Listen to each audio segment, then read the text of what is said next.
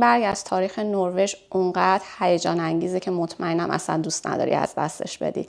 مه غلیظی روی آبهای یخزده فیورد اسلو نشسته و ناو جنگی با چراغ‌های خاموش سعی میکنه که در سکوت به پایتخت نروژ نزدیک بشه. پیرمردی توی کابین فرماندهی منتظر نشسته تا با توپ‌های خیلی قدیمی و فرسوده آلمانی به این ناو شلیک کنه. سربازان نگران و مضطرب به فرمانده گوشزد میکنن که ممکنه این ناو انگلیسی باشه، اما بیرگر اریکسن شجاعانه پاسخ میده یا به هم مدال میدن یا دادگاه نظامی میشم.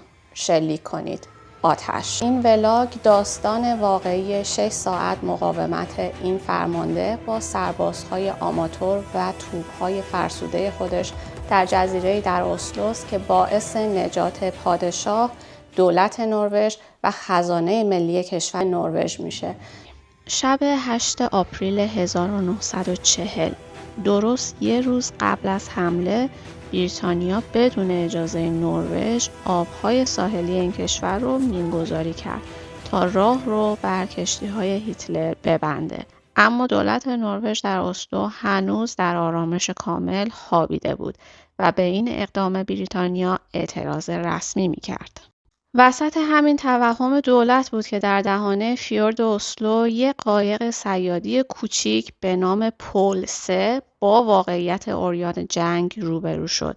فرمانده این قایق ناخدا اولسن بود، یه افسر با سابقه. اولسن ناگهان توی مه سایه بلوشر رو دید، ناو جنگی. ناخدا اولسن اما ترسی به دلش راه نداد. با همون قایق کوچیکش رفت جلوی راه ناوشکنای آلمانی. نازی‌ها فریاد زدن تسلیم شو، اما اولسن یک پاسخ داشت. اون یه منور قرمز برای هشدار به پایتخت به آسمون فرستاد و یه تیر اخطار هم شلیک کرد. آلمانی‌ها قایقش رو زیر رگبار بستن. ناخدا اولسن در حالی که پاهاش قطع شده بود به ملوانان خودش گفت خودشون رو نجات بدن و خودش به اعماق آب رفت. اولسن در واقع اولین قربانی نظامی نروژ در زمان حمله آلمان نازی بود. اما اون کاری رو که باید میکرد رو انجام داده بود. پیام اون به پایگاه ساحلی رسید و ناقوس جنگ رو به صدا درآورد. ساعت 4 صبح شده بود. هشدار ناخدا اولسن خواب رو از چشم سرهنگ اریکسن رو بود. اریکسن فرمانده قلعه ساحلی و کوچک اسکارسبورگ بود. قلعه‌ای که درست در باریک ترین جای فیورد راه رسیدن به اسلو رو بند می آورد. کل سیستم دفاعی اریکسون 2 توپ غول‌پیکر عتیقه آلمانی بود که ساخت قرن 19 بودن. سربازهاش هم همه جوون و بی تجربه که تازه آموزش دیده بودن. حالا ناو 12,000 تنی بلوشر مغرور و ترسناک داشت با چراغ‌های خاموش از جلوی قلعه رد می‌شد. افسران اریکسن دو دل بودن. قربان، اگه اینها بریتانیایی باشن چی؟ اگه اشتباه شلیک کنیم مملکت رو به باد میدیم. اینجا بود که اریکسن منتظر دستور از پایتخت نموند. مسئولیت مرگ و زندگی کشورش رو روی دوش کشید و آن جمله تاریخی: یا مدال شجاعت میگیرم یا محاکمه نظامی میشم. شلیک کنید. آتش. توپ‌های عتیقه شلیک کردن، گلوله‌های سنگین درست خوردن به قلب ناو بلوشر. انبار مهمات و سوخت هواپیماهای ناو آتیش گرفت. چند دقیقه بعد اریکسن دستور داد اژدرهای زیرزمینی قلعه رو هم شلیک کنند. 2 اژدر به بدنه بلوشر اصابت کرد. ناو غول‌پیکر کج شد و در میان فریاد صدها سرباز نازی واژگون شد و به اعماق فیورد اسلو رفت. غرور هیتلر غرق شده بود.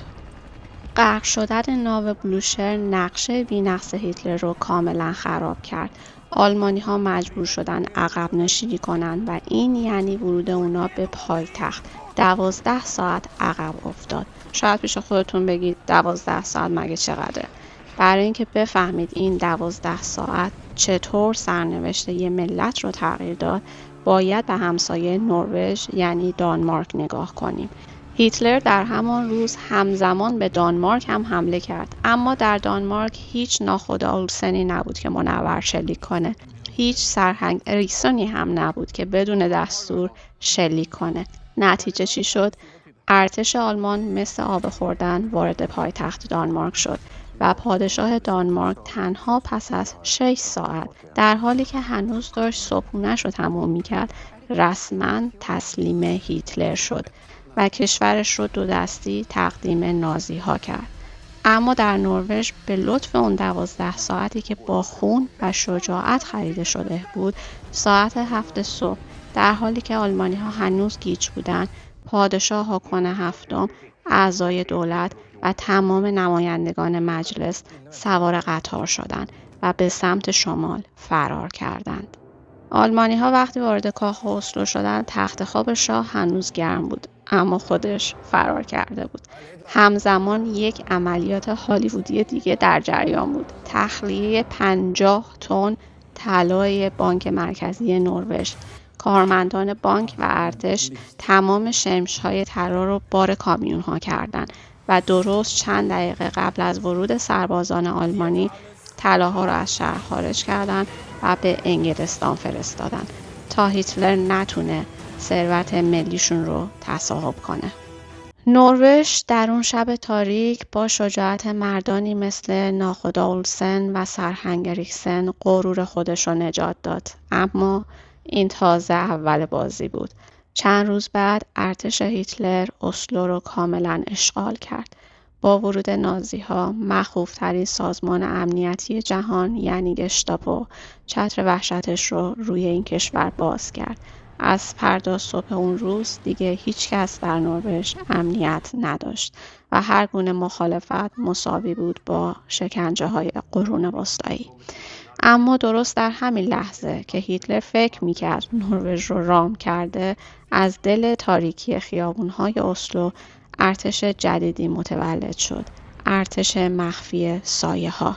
شهروندانی کاملا عادی که روزها به سربازان نازی لبخند می‌زدند، اما شبها با کپسول‌های سیانور در جیب، تفنگ‌های پنهان، خواب رو از چشم فرماندهان هیتلر میرو بودند. یکی از رهبران این گروه‌های کوچیک مردمی گومار بود با اسم مستعار شماره 24 که تبدیل به کابوس شماره 1 نازی‌ها شد. با دوچرخه خودش 5 سال تمام توی همین خیابون کارل یوهان، خیابونی که تحت نظارت شدید ارتش آلمان بود، ایست بازرسی و حکومت نظامی، با دوچرخه خودش خیلی راحت تردد میکرد. اما این ارتش سایه‌ها چطور شکل گرفت؟ چطور زیر شکنجه‌های گشتاپو لو نرفتن؟ و چطور اون پسر دوچرخه سوار تونست بزرگترین عملیات‌های ترور تاریخ نروژ رو درست زیر گوش هیتلر اجرا کنه؟ داستان این جنگ پنهان و خونین موضوع قسمت دوم این ولاگ سگانه است. اگه نمیخوای این داستان سینمایی و واقعی رو از دست بدی، همین الان دکمه سابسکرایب رو بزن، زنگوله هم فعال کن، لایک و اشتراک گذاری این ویدیو هم کمک میکنه آدمای بیشتری این درس بزرگ تاریخی رو ببینن. مقاومت نروژی‌ها در برابر آلمان نازی 62 روز طول کشید و این طولانی ترین مقاومت در برابر ارتش بظاهر شکست ناپذیر هیتلر بود. و شاید جالب باشه براتون که بدونین تنها جایی که هیتلر در زمان جنگ جهانی شکست خورد نروژ بود و همین شکست اونقدر برای سنگین تموم شد که تصمیم گرفت برای بازپسگیری نروژ برنامه جدیدی بچینه. فرانسه و انگلیس برای محافظت از کشور خودشون مجبور به عقب نشینی از نروژ شدن و همین عقب نشینی باعث شد که نروژی‌ها بعد 62 روز مقاومت در برابر ارتش هیتلر شکست بخورن. اما این شکست پایان ماجرا نبود. در واقع کابوس هیتلر بعد از این شکست در نروژ شروع می شد.